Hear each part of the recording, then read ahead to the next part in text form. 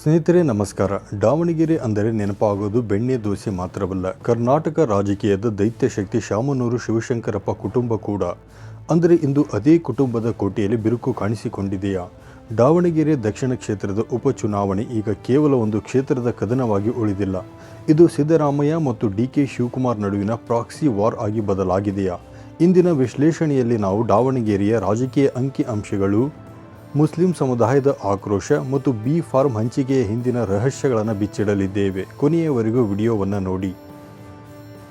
ದಾವಣಗೆರೆಯಲ್ಲಿ ಸದ್ಯ ಕೇಳಿ ಬರುತ್ತಿರುವ ದೊಡ್ಡ ಹೆಸರು ಸಮರ್ಥ ಶಾಮನೂರು.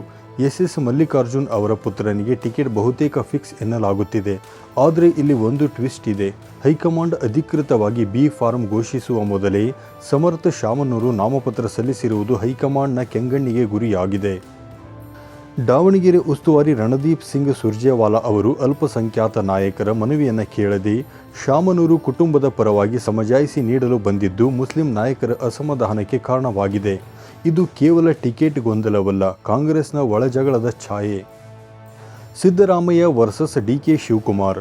ಈ ಚುನಾವಣೆಯಲ್ಲಿ ನಾವು ಗಮನಿಸಬೇಕಾದ ಪ್ರಮುಖ ಅಂಶವೆಂದರೆ ಸಿದ್ದರಾಮಯ್ಯ ಮತ್ತು ಡಿ.ಕೆ. ಶಿವಕುಮಾರ್ ಅವರ ಬಣಗಳ ಸಂಘರ್ಷ. ಶಾಮನೂರು ಕುಟುಂಬದ ಪರವಾಗಿ ಡಿ.ಕೆ. ಶಿವಕುಮಾರ್ ಗಟ್ಟಿಯಾಗಿ ನಿಂತಿದ್ದಾರೆ. ಆದರೆ ಸಿದ್ದರಾಮಯ್ಯ ಅವರ ಪರಮಾಪ್ತರಾದ ಜಮೀರ್ ಅಹಮದ್ ಖಾನ್ ಮತ್ತು ನಜೀರ್ ಅವರು ಶಾಮನೂರು ಪುತ್ರನಿಗೆ ಟಿಕೆಟ್ ನೀಡುವುದನ್ನು ಬಹಿರಂಗವಾಗಿ ವಿರೋಧ ಮಾಡುತ್ತಿದ್ದಾರೆ. ಸಿದ್ದರಾಮಯ್ಯ ಅವರ ವಾದವೆಂದರೆ ರಾಜ್ಯಾದ್ಯಂತ ಒಳ್ಳೆಯ ಸಂದೇಶ ಹೋಗಬೇಕಾದರೆ ಮುಸ್ಲಿಂ ಸಮುದಾಯಕ್ಕೆ ಇಲ್ಲಿ ಟಿಕೆಟ್ ನೀಡಬೇಕು ಎಂಬುದು.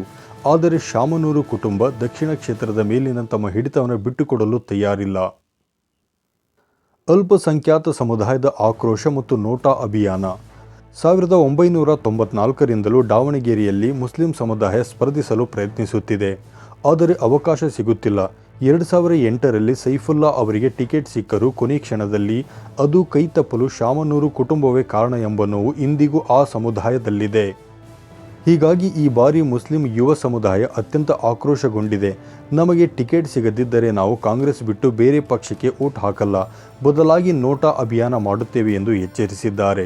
ಜೆಡಿಎಸ್ ನಾಯಕ ಅಮಾನುಲ್ಲಾ ಖಾನ್ ಅವರು ಸಹ ಮುಸ್ಲಿಂ ಸಮುದಾಯ ತನ್ನ ದಾರಿಯನ್ನು ಬದಲಿಸಬೇಕಾದ ಸಮಯ ಬಂದಿದೆ ಎಂದಿದ್ದಾರೆ. ಇನ್ನು ಈಗ ನಾವು ದಾವಣಗೆರೆ ದಕ್ಷಿಣ ಕ್ಷೇತ್ರದ ವೋಟ್ ಬ್ಯಾಂಕ್ ಸಮೀಕರಣವನ್ನು ನೋಡೋಣ.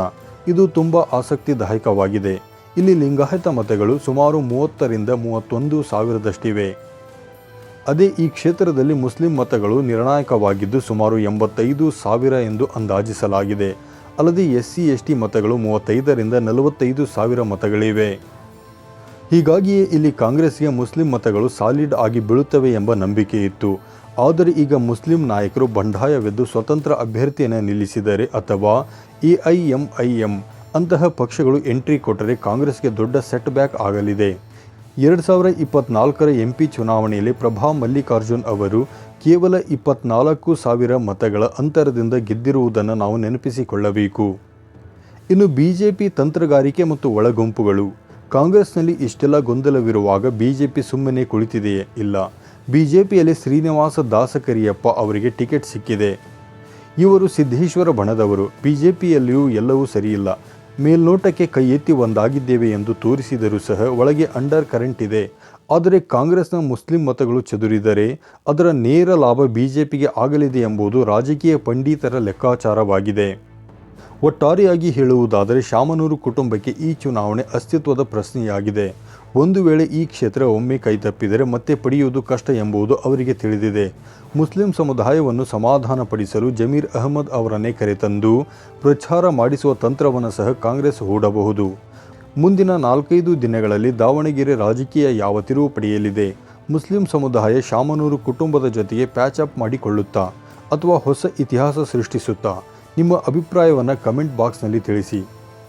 ಹಾಗೆ ಇತ್ತೀಚಿನ ರಾಜಕೀಯ ಅಪ್ಡೇಟ್ಸ್ಗಳಿಗಾಗಿ ನಮ್ಮ ಚಾನಲನ್ನು ಸಬ್ಸ್ಕ್ರೈಬ್ ಮಾಡಿ. ಧನ್ಯವಾದಗಳು.